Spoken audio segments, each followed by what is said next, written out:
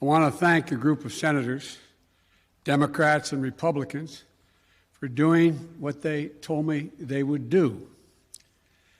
The death of this legislation was mildly premature, as reported.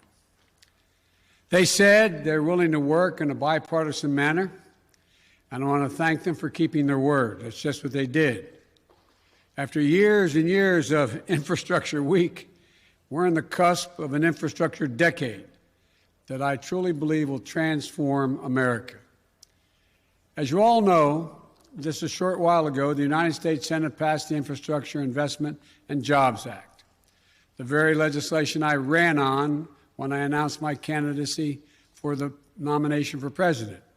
A historic investment in the nation's roads and highways, bridges and transit, and our drinking water systems and broadband, clean energy, environmental cleanup, and making infrastructure more resilient, and the climate crisis much more in our minds and how do we deal with it.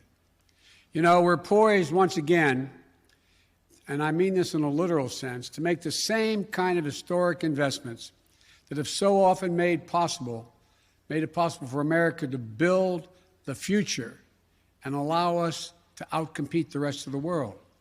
From building the Erie Canal in the early 1800s, a bipartisan effort, the Transcontinental Railroad, to construction that was constructed during the Civil War, to Dwight Eisenhower's interstate highway system in 1950s, the investments that literally connected our entire nation and fundamentally changed the pattern of life in America, to the public investments that took us to the moon and the discovery of life-saving medicines and vaccines and gave us the internet.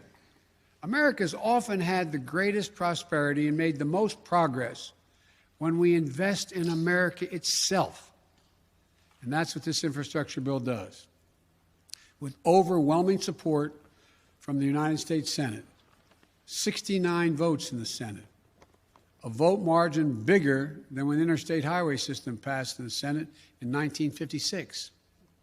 It makes key investments that will, one, create millions of good union jobs all across the country, in cities, small towns, rural and tribal communities. America, this is how we truly build back better.